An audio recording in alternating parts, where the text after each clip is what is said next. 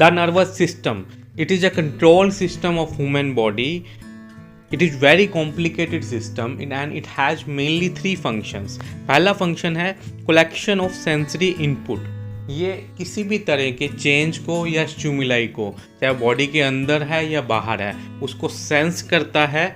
दूसरा है इंटीग्रेशन, वो जो सेंसरी इंफॉर्मेशन आई है उसको प्रोसेस करना, एनालाइज करना, इंटरप्रेट करना कि क्या ये इंफॉर्मेशन है और इसके ऊपर क्या डिसीजन, क्या इफ़ेक्ट करना चाहिए हमें। और उसके बाद है मोटर आउटपुट। उसके बाद डिसीजन लेने के बाद मोटर न्यूरॉन्स के द्वारा एक आउटपुट दी जाती है और वो आउटपुट इफेक्टर के पास जाती है। वो इफेक्टर कोई ग्लैंड हो सकती है, कोई अदर सिस्टम हो सकता है, कोई मसल हो सकती है, तो वो जाकर इफ़ेक्ट करती है।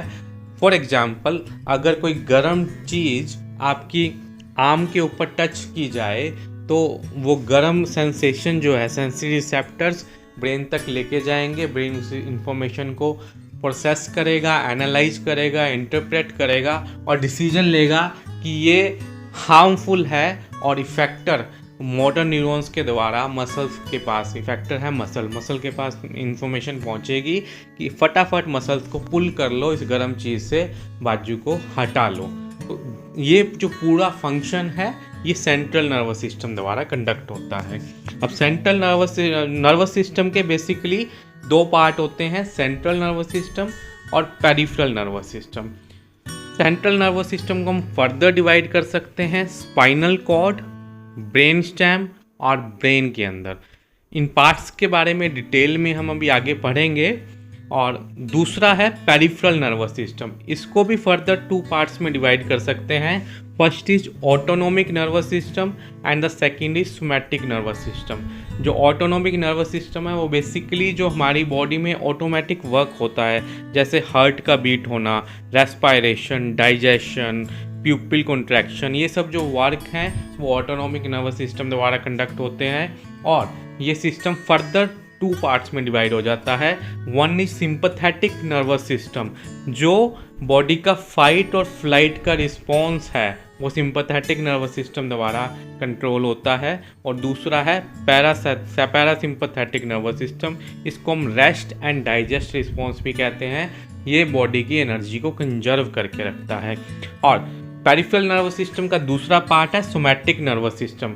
सोमैटिक नर्वस सिस्टम में सेंसरी न्यूरॉन्स भी आ जाते हैं और मोटर न्यूरॉन्स भी आ जाते हैं। इनकी डिटेल हम आगे आने वाली फर्दर वीडियोज में पढ़ेंगे। अब नर्वस टिश्यू। टिश्यू क्या होता है? जो कुछ सेल से मिलकर बनता है, और कुछ टिश्यूज मिलकर क्या बनाते हैं? ऑर्गन बनाते हैं। कुछ ऑर्गन्स मिलकर क्या बनाते हैं? पूरा सिस्टम बनाते हैं। तो नर्वस टिश्यू में बेसिकली दो मैटर होते हैं, एक को हम बोलते हैं ग्रे मैटर एंड दूसरा वाइट मैटर। ग्रे मैटर में क्या होता है? बेसिकली सेल बॉडीज होती हैं और न्यूरोग्लिया सेल्स होते हैं और ब्लड वेसल्स होते हैं। न्यूरॉन्स जो नर्वस सिस्टम का main structural and functional unit है, हम आगे आने वाली स्लाइड्स में पढ़ेंगे। तो उसकी जो सेल बॉडी और डेंड्रिट्स हैं वो बेसिकली ग्रे मैटर में होते हैं। इसके अलावा ब्लड वेसल और न्यूरोग्लिया सेल्स हैं, स्पॉटिंग सेल्स होते हैं। ये ग्रे मैटर में भी होते हैं, वाइट मैटर में भी, ब्लड वेसल्स और न्यूरोग्लिया सेल्स। अब डिफरेंस क्या है? ग्रे मैटर में बेसिकली सेल बॉडी होती हैं और वाइट मैटर में बेसिकली एक्सॉन्स होते हैं। इसके अंदर सेल बॉडीज नहीं होती हैं। अब 4 टर्म आती हैं, इनमें से 2 टर्म सीएनएस के अंदर अगर कोई चीज़ है तो यूज करते हैं, और 2 टर्म हम पीएनएस पेरिफेरल नर्वस सिस्टम में यूज करते हैं। जैसे कि group of neurons outside the CNS के बाहर ग्रुप ऑफ न्यूरॉन्स को हम गैंग्लियन बोलते हैं, और सीएनएस के अंदर ग्रुप ऑफ न्यूरॉन को हम न्यूक्लियस बोलते हैं। ऐसे ही ग्रुप ऑफ नर्व फाइबर्स को सीएनएस के बाहर हम नर्व्स बोलते हैं, और इन्हीं ग्रुप ऑफ नर्व फाइबर्स को सीएनएस के अंदर हम ट्रैक्ट बोलते हैं। जैसे आपका घर का नाम अलग होता है और बाहर का नाम अलग होता है, ऐसे ही ये कुछ नाम हैं जो सीएनएस के अंदर अलग रूप में जाने जाते हैं और सीएनएस के बाहर अलग रूप में जाने जाते हैं। अब नर्वस सिस्टम में बेसिकली 2 कैटेगरी के सेल्स होते हैं। पहली कैटेगरी है न्यूरॉन्स। ये जो है basically structural and functional unit of nervous system होती है जो इम्पल्सिस जनरेट करता है और इंफॉर्मेशन को एक जगह से दूसरी जगह तक पहुंचाते हैं न्यूरॉन्स। दूसरे होते हैं न्यूरोग्लिया सेल्स। ये बेसिकली स्पॉटिंग सेल्स होते हैं जो न्यूरॉन्स को स्पॉट करते हैं, नरिशमेंट प्रोवाइड करते हैं, होम्योस्टैसिस को मेंटेन करके रखते हैं और जो माइलिन शीथ होती है न्यूरॉन्स के ऊपर उसको बनाते हैं और सिग्नल ट्रांसमिशन में भी हेल्प करते हैं। अब जो basic functional and structural unit है नर्वस सिस्टम की, न्यूरॉन्स, उसके बारे में हम थोड़ा सा डिटेल में पढ़ेंगे। तो नर्वस सिस्टम के अंदर 10 की पावर 10 इतने न्यूरॉन्स होते हैं हमारे नर्वस सिस्टम के अंदर, और इनका जो फंक्शन है सेंसरी इंफॉर्मेशन को रिसीव करना, इंटीग्रेट करना और प्रोसेस करना और उसके बाद इफेक्ट मोटर न्यूरॉन्स द्वारा इफेक्ट करना। तो ये सारा फंक्शन जो है न्यूरॉन्स करते हैं। तो न्यूरॉन्स बेसिकली 3 भागों में डिवाइड कर सकते हैं इसको हम। एक तो सेंसरी न्यूरॉन्स जो सेंसरी इंफॉर्मेशन परसेप्ट करेंगे, एक इंटर न्यूरॉन जो उसको एनालाइज करेंगे और मोटर न्यूरॉन जो उसका इफेक्ट जनरेट करेंगे। अब न्यूरॉन का जो स्ट्रक्चर है उसके बेसिकली 3 पार्ट हैं, सेल बॉडी, डेंड्रिट्स एंड एक्सोन। डेंड्रिट्स क्या करते हैं, वो इंफॉर्मेशन को रिसीव करते हैं और सेल बॉडी तक पहुंचाते हैं। एक्सोन क्या करता है, सेल बॉडी से इंफॉर्मेशन रिसीव करके आगे फर्दर ट्रांसफ़र कर देता है। और एक्सोन के ऊपर एक शीथ होती है जिसको माइलिन शीथ कहते हैं। ये माइलिन शीथ श्वान सेल्स के द्वारा बनाई जाती है और इसके बीच में कुछ गैप होता है जिसको नोड्स ऑफ रेनेवियर कहते हैं। माइलिन शीथ क्या करती है, myelin sheath gives nerves white colour. White colour के जो नर्व्स हमें दिखाई देते हैं वो माइलिन शीथ की वजह से होते हैं। Helps protect and insulate the nerve, ये नर्व को इंसुलेट करती है और प्रोटेक्ट करती है और नर्व इम्पल्स जनरेट करने में भी हेल्प करती है। Now this is the structure. ये न्यूक्लियस है न्यूरॉन का जिसको हम इसको सेल बॉडी भी बोलते हैं, और ये जो प्रोसेसेस निकली हुई हैं इसको हम डेंड्राइट बोलते हैं, और जो लॉन्ग प्रोसेस है इसको हम एक्सोन बोलते हैं। और एक्सोन के ऊपर ये जो येलो कलर की शीट दिखाई दे रही है इसको हम माइलिन शीट बोलते हैं।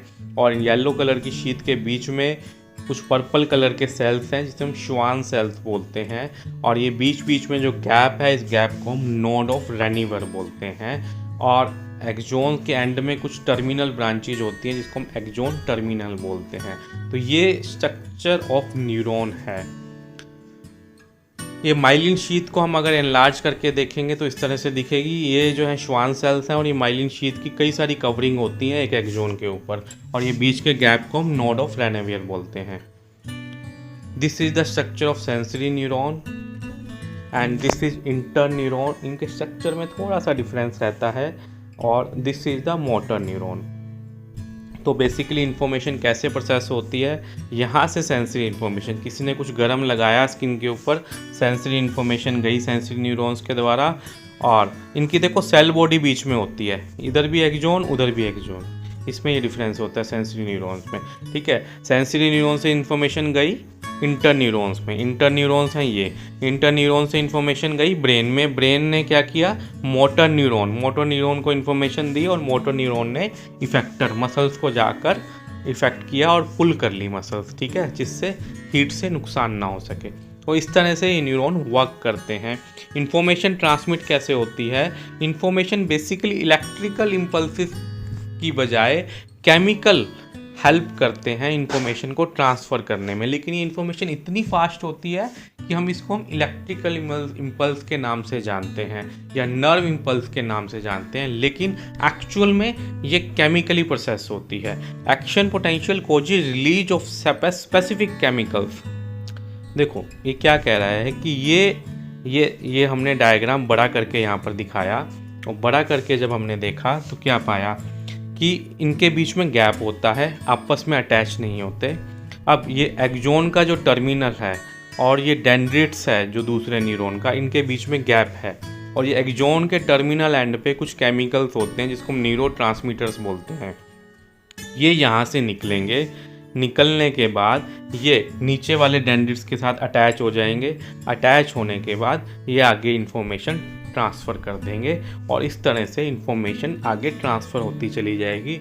ये जो इम्पल्स जनरेशन है, इन्फॉर्मेशन ट्रांसमिशन है, ये बहुत फास्ट होता है नर्व इम्पल्सेज में। उसके बाद है न्यूरोग्लिया, जो स्पॉटिंग सेल्स हैं न्यूरॉन्स के, उसके बारे में जानते हैं। Neuroglia are also called as glial cells, और ग्लिया सेल्स भी बोलते हैं इसको हम, are non neuronal cells in the central nervous system and the peripheral nervous system that do not produce electrical impulses।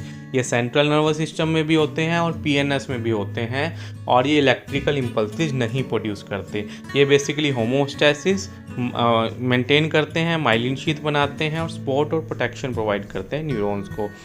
और सीएनएस के अंदर जो न्यूरोग्लिया सेल्स होते हैं वो हैं basically 4: oligodendrocytes, astrocytes, ependymal cells and microglia sales.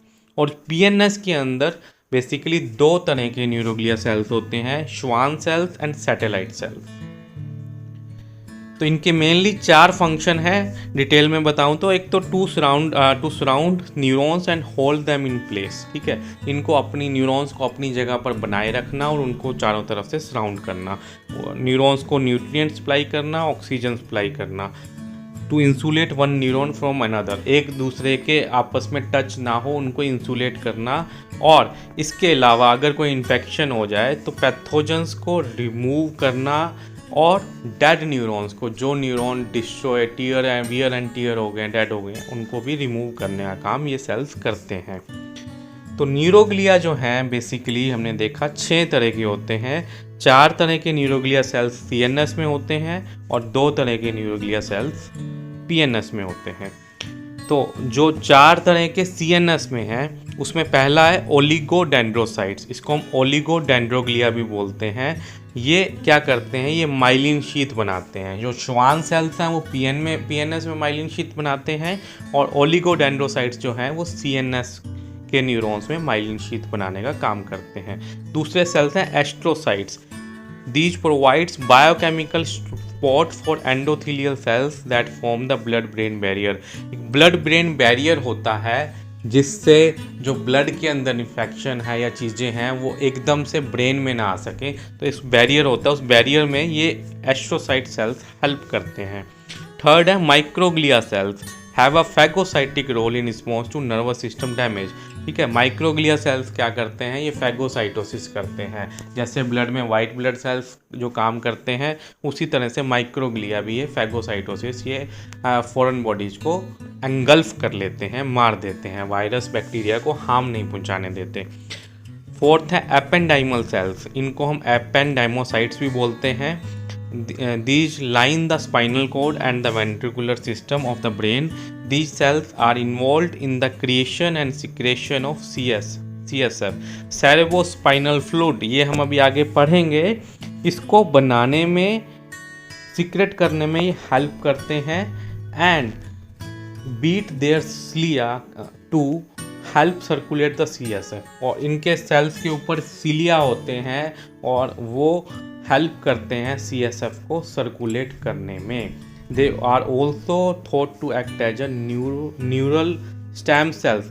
इनको stem cells, neural stem cells के रूप में भी जाना जाता है। स्टेम सेल्स वो सेल्स होते हैं जो अपने से अलग तरह के सेल्स भी बना सकते हैं। मतलब कि ये एपेंडाइमल सेल्स दूसरी तरह के जो सेल्स हैं उनको भी बना सकते हैं। उसके बाद जो 2 तरह के सेल्स पीएनएस में होते हैं उसमें फर्स्ट है श्वान सेल्स। इनका सेम फंक्शन है जो ओलिगोडेंड्रोसाइट का था सीएनएस में। ये भी जो है माइलिनेशन, माइलिन शीथ प्रोवाइड करते हैं और ये फैगोसाइटिक एक्टिविटी भी करते हैं। देखो यहाँ पर माइक्रोग्लिया सेल्स नहीं होते पीएनएस में, तो श्वान सेल्स जो फैगोसाइटिक एक्टिविटी ये संभालते हैं पीएनएस की। दूसरे हैं सैटेलाइट ग्लियल सेल्स। ये स्मॉल सेल्स होते हैं that surround neurons in sensory, sympathetic and parasympathetic ganglia. These cells help regulate the external chemical environment like astrocytes की तरह ये भी काम करते हैं। And they are interconnected by gap junction and respond to ATP by elevating the intercellular concentration of the calcium ions, ये calcium ions की concentration को बढ़ा देते हैं और they are highly sensitive to injury inflammation, ये इंजरी इन्फ्लामेशन और chronic pain के लिए हाईली सेंसिटिव होते हैं।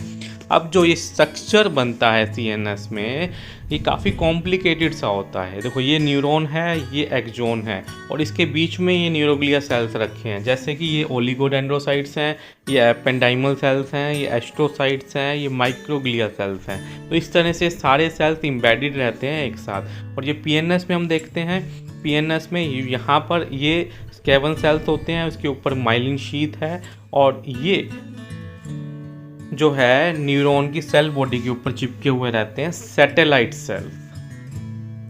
तो ये सभी जो है नर्वस सिस्टम के सेल्स थे। इनको हम अलग अलग देखना चाहें तो बड़ी इमेज में ये एपेंडाइमल सेल्स हैं, ओलिगोडेंड्रोसाइट्स, इन सब का स्ट्रक्चर अलग अलग होता है। सैटेलाइट सेल्स हैं, एस्ट्रोसाइट्स हैं, माइक्रोग्लिया एंड श्वान सेल। तो ये इतनी तरह के सेल्स होते हैं नर्वस सिस्टम में।